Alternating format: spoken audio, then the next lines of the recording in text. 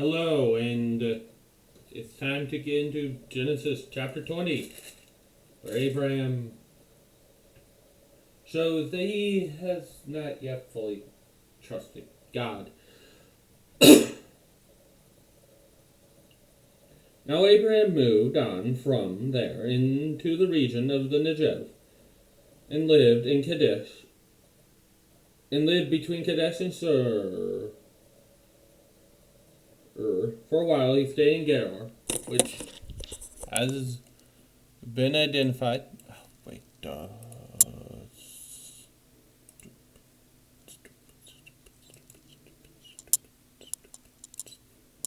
there. Now the camera will actually focus as a region around here.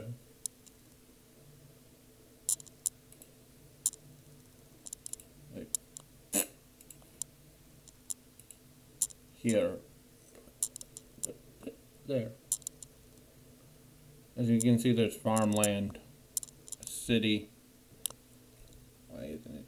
Come on. You can do. No more cities. Southern Israel. There's Gaza.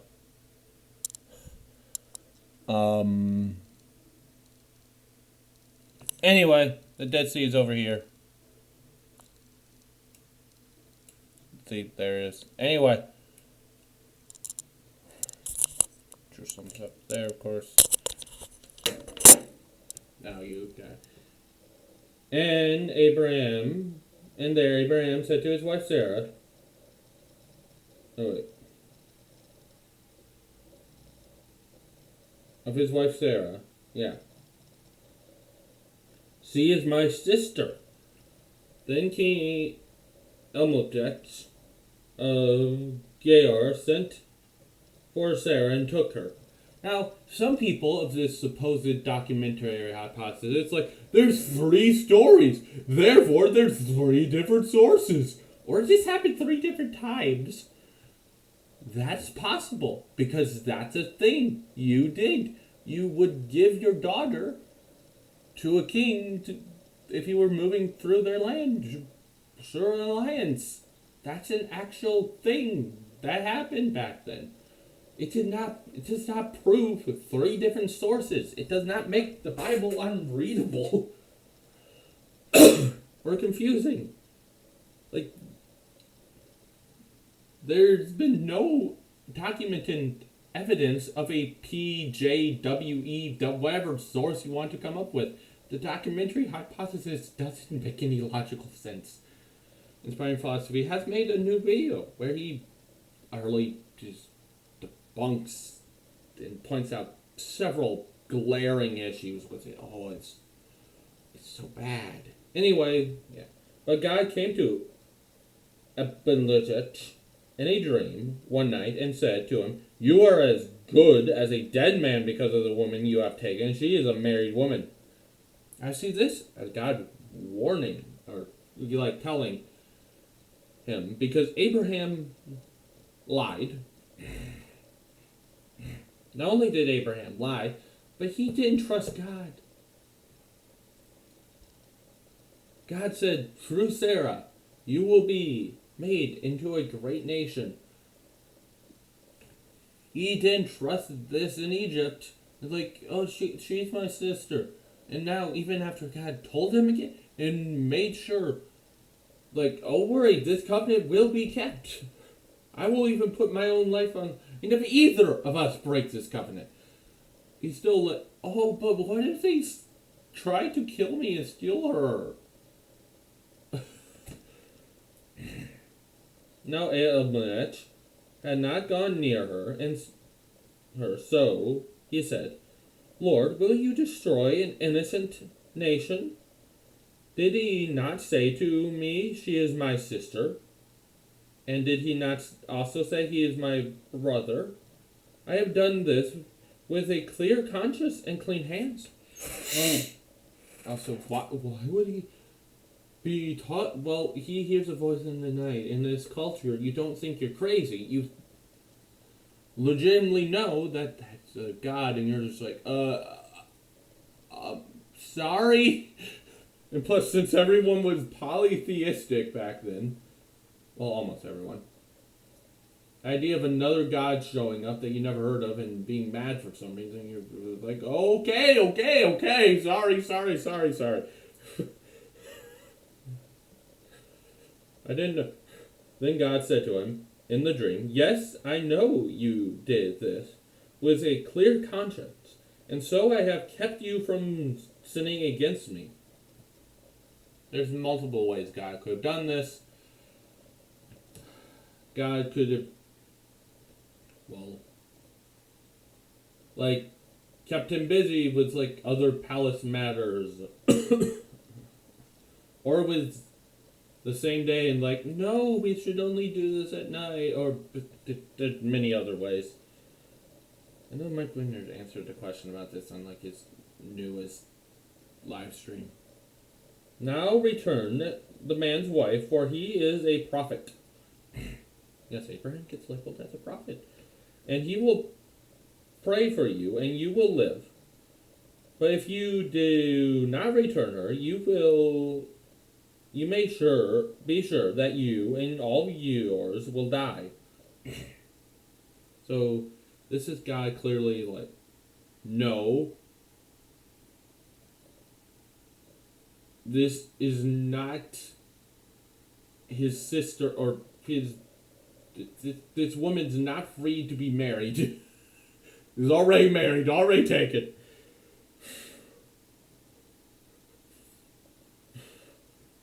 Because, oh man, Abraham did it again. He didn't learn his lesson from the first time. And God has to come and clean up his mess. But God came and cleaned up all our messes. Early the next morning, Abimelech summoned all his officials, and when he told them that all that had happened, they were very much afraid.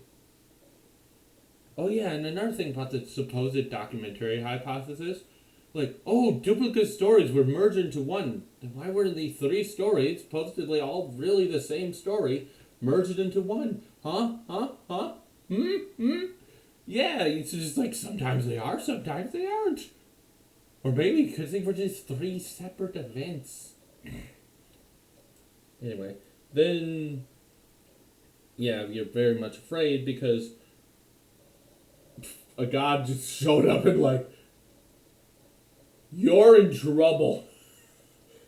Then Abimelech called Abraham and said,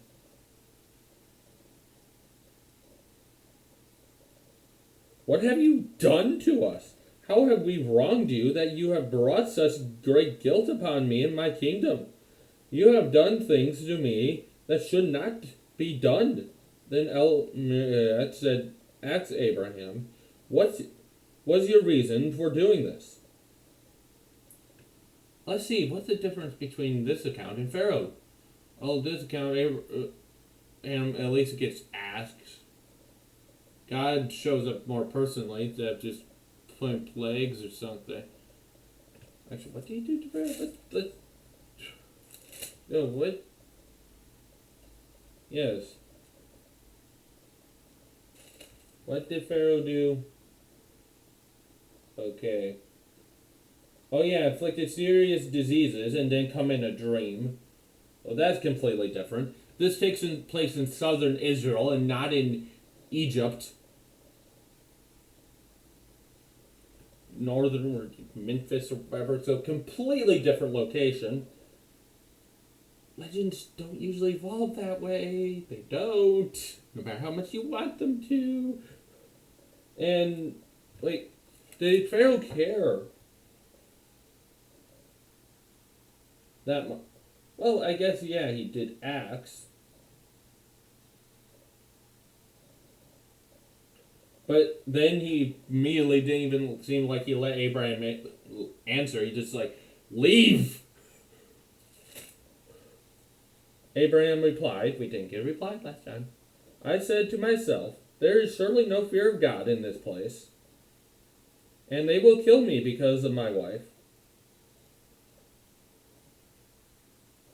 Like, oh, they will take you because you're really pretty. What's this? Oh, they don't fear God. Abraham, what does it have to do with the fear of God? God said, Sarah will bring you children. But sometimes we can be like this. God promises us something. We're just like, yeah, I'm doing go off. And they will kill me because of my wife. Besides, she really is my sister. Like I said,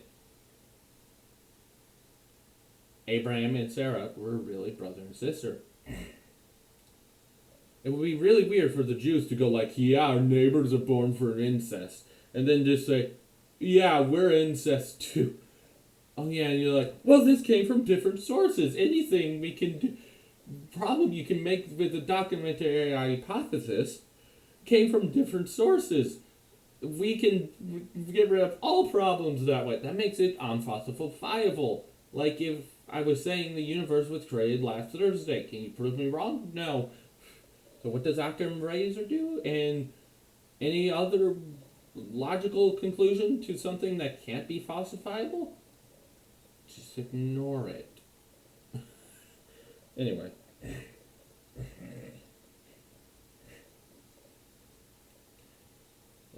The documentary hypothesis should be ignored because nothing can be true. 100% unfalsifiable, because that's just how things work.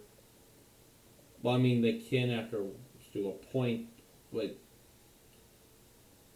it's beyond a reasonable doubt. There are still unreasonable doubts. Anyway, the daughter of my father, not of my mother. So she's like half of you, your DNA. And she became my wife. And when God had made me wander from my father's household, I said to her, this is how you can show your love to me. Oh, he's being a little manipulated. It seems like, yeah, I know the Jewish people may not like it, or maybe they don't care. Abraham wasn't the perfect person. He wasn't the person to step on the heel or step on the head of the serpent in Genesis 3:15. The one to come and fix everything. Everywhere we go, say of me, he is my brother. And know the idea that God emotionally manipulative has been debunked so many times. Especially by people who have been abused emotionally. Then Elimelech brought sheep and cattle and male and female slaves and gave them to Abraham, and he returned Sarah, his wife, to him. And Elimelech said, my land is before you. Live wherever you like. Oh, so what did Pharaoh do? Out! What did you do? Stay. You can stay here. To Sarah, he said, I am giving your brother 1,000 shekels. That is 25 pounds or about 11.5 kilograms of silver. That is a lot of silver. This is to cover the offense against you before all who are with you. You are completely vindicated. Like, in other words, you've done no wrong. This is like, see, I'm paying you because I've done like the wrong to you, and yeah, okay. Then Abraham prayed to God, and God healed Abimelech, his wife, and his slave girls, so they all could have children again. For the Lord closed up every womb in Elimelech's household because Abraham's wife Sarah. So God didn't allow them to have any kids. Yep.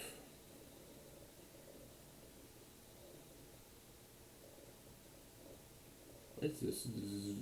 Zek leg. Some other weird things around here. Why is there a Air Force Museum? Huh. Yeah, in southern Israel. Yeah. He's just moving all around Canaan at this point. I mean, he's kind of a nomad. Nomads still existed then. Anyway, go watch Inspiring Philosophy's video and all the other talk about my other stuff. That is all for today. Tomorrow there will be another video. You can watch that too. Abraham was a real person. Abraham was a real person. There's no reason to believe otherwise. Every other, the Israelites were just Canaanites theory is so bad and riddled with so many problems and is so silly. Anyway, that's all. Bye.